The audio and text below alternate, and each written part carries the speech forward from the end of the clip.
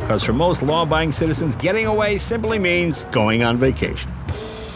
The Great American Road Trip, even the Sunday Drive, was just part of the American culture, especially in the 30s, 40s, and 50s. But it wasn't open to everybody. There was a time in this country when segregation wasn't against the law, it was the law. And if you were an African American, travel could be a little difficult.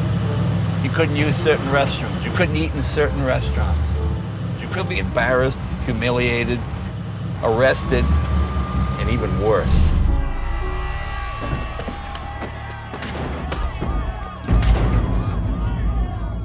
We all know the great civil rights leaders, W.E. Du Bois and certainly Martin Luther King, but then there are those quiet little victories, those people that didn't set out to change the world, they just wanted to make their world a little bit better. I'm going to tell you about a man named Victor Hugo Green. He wrote something called the Green Book. And the Green Book was a guide for, as they called it in the day, Negro motorists, places where they could go, wouldn't be hassled, hotels they could stay at where they wouldn't be treated poorly. And if you're an African American with a family in the 40s, 50s, even the 60s, the Green Book was invaluable. We're gonna go to a place called the Dunbar Hotel. That's one of the places listed in the Green Book. The Dunbar was financed and built by Black Americans for Black Americans, and it hosted the first national convention of the NAACP in the Western United States. In the 30s and 40s, the Dunbar was the hub of Los Angeles black culture. Billie Holiday even stayed there. They still have the piano that Ray Charles played. And right now, an old friend of mine is waiting for me in the lobby. Hey there! George, what's going on? Mr. Leno, good to see you, good to see you, good to see you. George and I were both born in the 1950s, and we've spent our lives pursuing our careers in comedy. I'm in the 7-Eleven. I had a pan of Haagen-Dazs ice cream, a loaf of bread, 3 bananas, 6 Coca-Colas, a Wall Street Journal, honey bun, moon pie, and 3 bags of pork rinds. Cashier, you want a bag? However, just because of the color of his skin, he had a different experience growing up in this country than I did. The reason I asked George to do this was, he and I are both old enough to remember when the Green Book and this kind of hotel was necessary. You've had a lot of those experiences, huh? I actually did, and you may have never seen colored and white signs. Right. I've experienced that. Well, I've seen the signs, certainly. You've seen it, but to live it is a different story. I'm born and raised in Atlanta, Georgia. Right. So I actually lived that era. I rode the back of the bus. Yeah, but that was for weight distribution. That's why they put you Shut in up. It had nothing to do. No, had nothing. But yeah, these places, man, I'm glad you come down here. Yeah. See, we grew up with, black people grew up with a book. You overcome, this is your copy. Yeah. See, the Green Book now is all about kale and salad, but the Green Book back then, this Trust was... me, black people, we still don't eat kale. White people, that's your thing, keep it. So this book would tell you each city you would go to.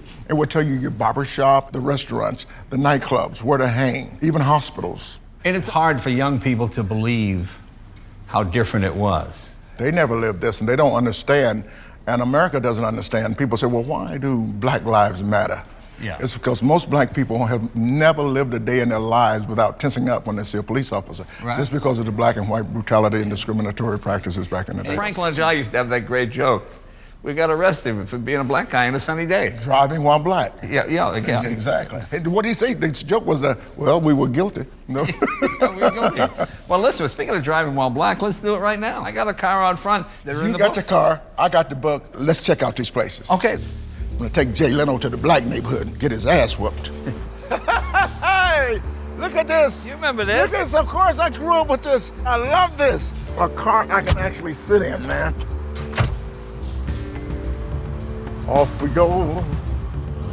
Oh man, this is great.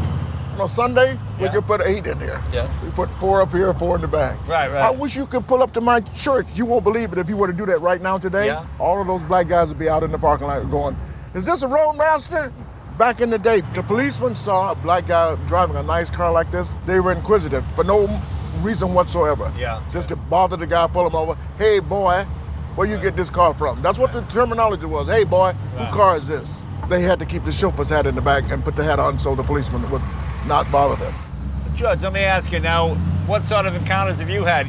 Man, I was a kid in Georgia. My dad had the Cadillac. Oh, you had a Cadillac. The DeVille Cadillac. There was a place called the Halfway House. We'd get out and eat, but we had to go around to the back. Yeah. We got the nice Cadillac out front. Yeah. But the colored folks, the coloreds had to go around to the back. All right, pull up right in front of here. Now, let me tell you about this place. This is called Jack's Basket. This is back in the day when all of the black entertainers would work in Beverly Hills and they had no place to go. Yeah. So somebody was smart enough to open up this place, and the entertainers would come here late at night. Yeah. They have the chicken, and this is way before chicken and waffles. It's probably just chicken and grits and greens and whatever, but... so the waffle came later is what you're saying? The waffle came, yeah. Which came first, the chicken or the waffle? So they played jazz here, they had fun late at night. It was a place to hang. Can you imagine Billie Holiday, Duke Ellington, and all of those guys in here, and they were the stars. Yeah. Greatest thing in the world, man. Come on, let's go to the next place.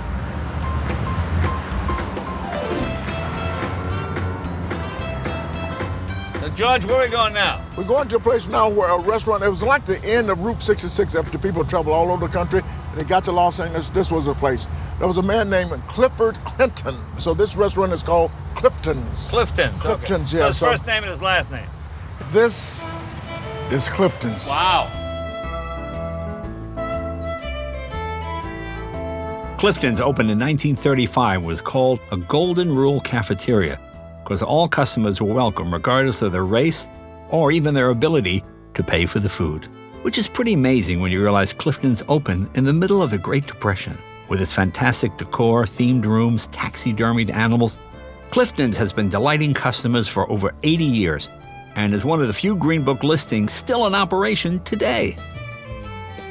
Hey guys. I'd like for you to meet Sochi. She's from the Los Angeles Public Library. Oh, hi, how are you? So nice to meet you. She has the real Green Book. So the one you have is just a cheap knockoff reprint. This is the actual one. Well, this is one of the original Green Books, dated 1952. So this is just the library binding, but here's the real cover. You can see some of the listings for Los Angeles here. There are about 10 hotels listed, so there really aren't that many. It's remarkable. Clifton's is under restaurants. Yeah.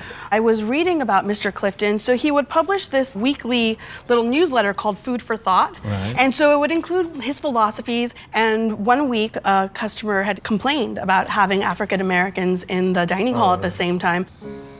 And so Mr. Clifton published a letter in response explaining why he wanted to have the place open for all and how there was going to be a place for everyone. I remember reading a Time magazine. It was an old issue, and there was a letter to the editor. The letter said, "This ridiculous notion of having Negroes' names capitalized must stop." Ooh. It seems to seem incomprehensible now. It's amazing. But that did happen. A lot of bad things happened. There used to be something called Sundown Town, that after the sun went down, if you were still in town, you'd be jailed or worse. Or worse. Wow. It's all over the whole South. And so when the blacks left the South, they would go pretty much a straight line. The people in Georgia would go to New York and New Jersey. And before the Green Book, those travelers, they had to pack their own food. They sometimes had to pack their own gasoline, sleep in the cars if they didn't know a safe place to stay. Of course, I've done all of that. I've done that. Mm-hmm. And when you say the best food you ever had in your life, we had a shoebox. Your mom would have fried chicken.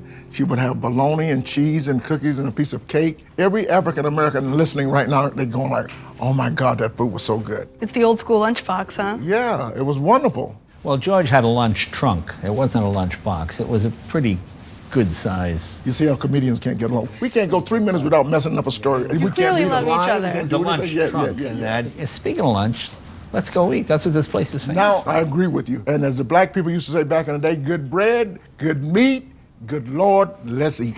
Well, there you go. How about that?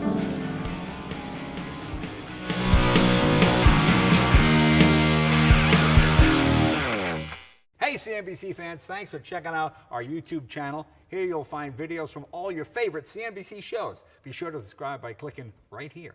Click on the videos around me and watch the latest from CNBC. Thanks for watching.